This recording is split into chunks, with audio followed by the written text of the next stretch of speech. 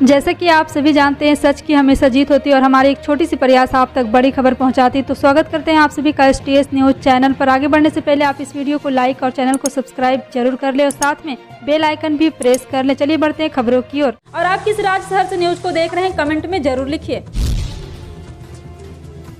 Samajwadi party के अध्यक्ष और उत्तर प्रदेश के पूर्व मुख्यमंत्री अखिलेश यादव ने सोमवार को भारतीय जनता पार्टी पर लोगों को धोखा देने का आरोप लगाते हुए कहा है कि पहले ही चरण के मतदान से समाजवादी पार्टी के पक्ष में हवा चली है और सपा की सरकार बन रही है। सपा प्रमुख अखिलेश यादव ने सोमवार को अम्बेडकर नगर जिले के जलालपुर विधानसभा क्षेत्र में आयोजित जनसभा को संबोधित करते हुए दावा किया है कि अम्बेडकर नगर जिले के 5 विधानसभा सीटें सपा को मिलने जा रही है और आजमगढ़ जिले की भी सपा सीटें जीतेगी। उन्होंने कहा है कि जनता पहले से तैयार है, ऐसा जोश उत्साह और पहले कभी नहीं देखने को मिला। उन्होंने दावा किया है कि 5 चरणों में भाजपा को मतदाताओं ने नकार दिया और छठे चरण में आते आते भाजपा का सफाया तय है। उल्लेखनीय है कि जलालपुर विधानसभा क्षेत्र में 2019 के उपचुनाव में समाजवादी पार्टी के सुभाष राय विजयी हुए थे, लेकिन टिकट कटने के बाद वो भाजपा में शामिल हो गए और इस बार भाजपा के उम्मीदवार हैं। पश्चिम में चुनाव होने के बाद अब यहां के योद्धा पूरब की सियासत में पसीना बहा रहे हैं। पार्टियों ने उनकी ड्यूटी वहां के प्रत्याशियों के पक्ष में जनसंपर्क करते हुए वोटों की अपील करने पर लगाई है। इतना ही नहीं, चुनाव प्रचार के फोटो भी इंटरनेट मीडिया पर वायरल किए जा रहे हैं। हर बार की तरह इस बार भी विधानसभा चुनाव की शुरुआत पश्चिम से हुई है। 10 व 14 फरवरी पहला दूसरा चरण का चुनाव संपन्न हुआ था। इसके बाद 4-5 दिन प्रत्याशियों ने थकान उतारी। इसके बाद पार्टियों ने उनकी ड्यूटी पूरब क्षेत्र में हो रहे अगले चरणों के चुनाव में लगा दी। झारखंड पंचायत चुनाव 2022। झारखंड में 25 मार्च के बाद किसी भी दिन पंचायत चुनाव 2022 की घोषणा हो सकती है। इस घोषणा के बाद पूरे राज्य में आदर्श चुनाव संहिता लागू हो जाएगी। झारखंड विधानसभा का बजट सत्र 25 मार्च को समाप्त हो रहा है। इसके समाप्त होते ही चुनावी शंखनाद की संभावनाएं जताई जा रही। राज्य निर्वाचन आयोग और झारखंड सरकार यानी दोनों ने अपने अपने स्तर से इसकी तमाम तैयारियां पूरी कर ली है। दोनों के पास बजट सत्र खत्म होने की प्रतीक्षा है। चूंकि बजट सत्र में सरकार कई तरह की घोषणाएं करती है, इसका लोगों से सीधा जुड़ाव रहता है। आदर्श चुनाव आचार संहिता का कहीं से उल्लंघन नहीं हो, सरकार इसका ध्यान रखकर कदम बढ़ाएगी। आचार संहिता लागू होने के बाद गांव में ही कई तरह की गतिविधियां पूरी तरह बंद हो जाएगी। जनता दल यूनाइटेड के प्रत्याशी पूर्व सांसद धनंजय सिंह के समर्थन में सोमवार को आझुराय इंटर कॉलेज में मैदान में आयोजित जनसभा में पार्टी के राष्ट्रीय अध्यक्ष राजीव रंजन उर्फ लल्लन सिंह ने कहा है कि उत्तर प्रदेश में सपा सरकार में आतंक का राज था, विधायक व सांसदों की हत्याएं हुई। सपा का कुशासन यहाँ फिर से न आए, इसके लिए आप सभी लोग लक्ष्य कर एक एक कर ऐसे तीर चलाएं कि साइकिल पंचर हो जाए। कहा है कि आपका प्रत्याशी इतना मजबूत है कि राष्ट्रीय अध्यक्ष उन पर हमला कर रहे हैं। इनको इतने वोटों से जिताए कि उनके ऊपर जो हमले हो रहे हैं इसकी गूंज लखनऊ तक पहुंचे।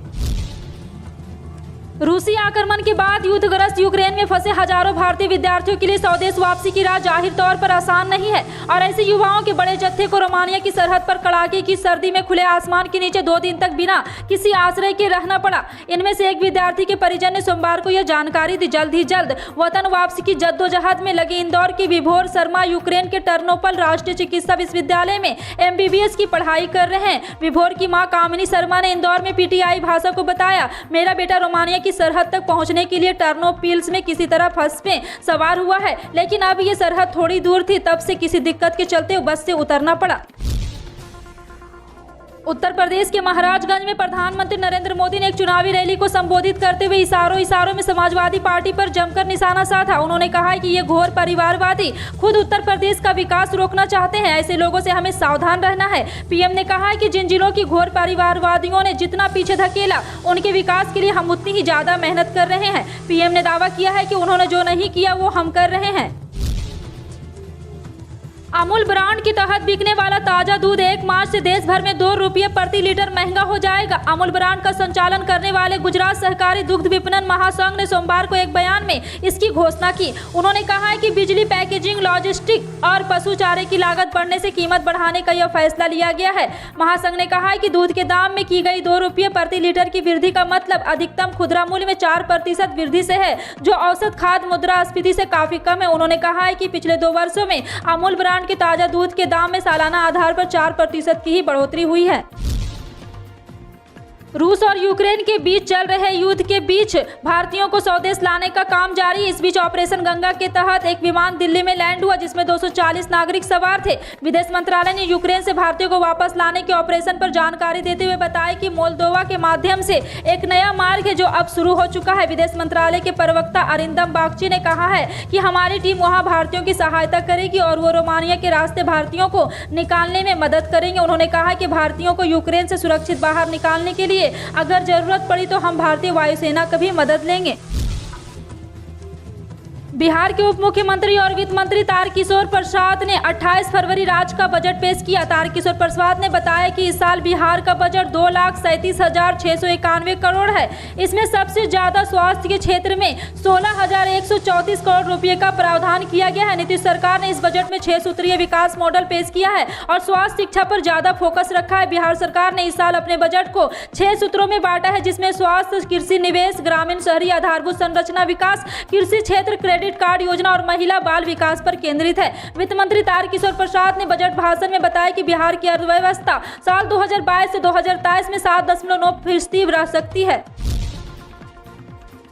भारत में कोरोना वायरस के ओमिक्रॉन वेरिएंट के कारण कई महामारी की तीसरी लहर अब लगभग थम चुकी है और प्रतिदिन सामने आने वाले नए मामलों की संख्या भी 10,000 से नीचे आ गई है। ऐसे में जनजीवन पटरी पर लौट आया है। इस बीच अब भारतीय प्रौद्योगिकी संस्थान कानपुर के शोधकर्ताओं ने कहा है कि देश में महामारी की चौथी लहर जून के अंत तक आ सकती है और अगस्त के चरम में पहुंचने की संभावना है।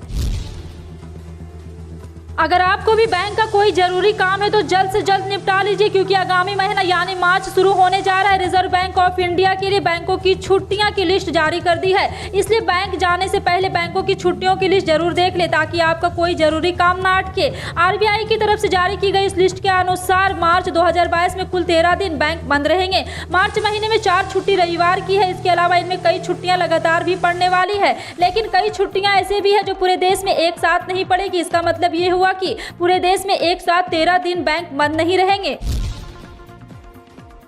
सड़क परिवहन एवं राजमार्ग मंत्रालय ने हिट एंड रन दुर्घटनाओं के पीड़ितों के लिए मुआवजे को 12,500 रुपये से बढ़ाकर 50,000 रुपये कर दिया गया है। इसके अलावा सड़क दुर्घटना में मौत पर मुआवजे के 25,000 रुपये से बढ़ाकर 2 लाख रुपये कर दिए हैं। जी हां, आपको बता दें कि यह नियम 1 अप्रैल 2022 से प्रभावी होते हुए भारत में सभी सड़कों और राजमार्गों पर लागू हो जाएगा। इसके अलावा हिट एंड रन एक्सीडेंट पीड़ितों को मुआवजा प्रदान करने के लिए मोटर व्हील दुर्घटना कोष भी बनाया जाएगा। इसकी जानकारी मंत्रालय की तरफ से गई है। ओडिशा में सोमवार से पहली और 7वीं बच्चों के लिए कक्षा 2 साल के बाद स्कूल खोला गया। स्कूल आने वाले विद्यार्थी मास्क पहने हुए थे और परिसर में दाखिल होने से पहले उनके शरीर के तापमान की जांच की गई और हाथ को सैनिटाइजर से रोगाणुओं से मुक्त किया गया। कुछ संस्थानों में गुलाब की पंखुड़ी बरसाकर विद्यार्थियों का स्वागत किया गया जबकि कुछ संस्थानों में शिक्षकों ने चॉकलेट भेंट किया। भुवनेश्वर में एक अभिभावक ने संवाददाताओं से कहा, हम लंबे समय से स्कूल को खुलने का इंतजार कर रहे थे, बच्चे घर में रहकर उब गए थे। उन्होंने बताया, बच्चे स्कूल आने को लेकर उत्साहित है क्योंकि उनकी रुचि ऑनलाइन कक्षाओं में शामिल होने की नहीं है।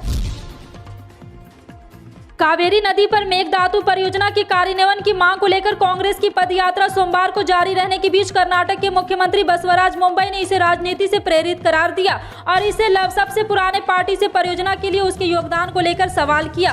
कोविड-19 संबंधी चिंताओं को लेकर जनवरी में पदयात्रा अस्थायी रूप से रोक देने के बाद कांग्रेस ने अपने प्रदेश अध्यक्ष डीके शिवकुमार एवं जनसभा विधानसभा में विपक्ष के नेता सिद्धारमैया के नेतृत्व में इसे रविवार को बहाल कर दिया। पार्टी ने इस पदयात्रा में रामनगर से बिदादी तक 15 किलोमीटर की दूरी तय की है और इस पदयात्रा में बिदादी से केंगरी तक के 20.5 किलोमीटर की दूरी तय की जाएगी।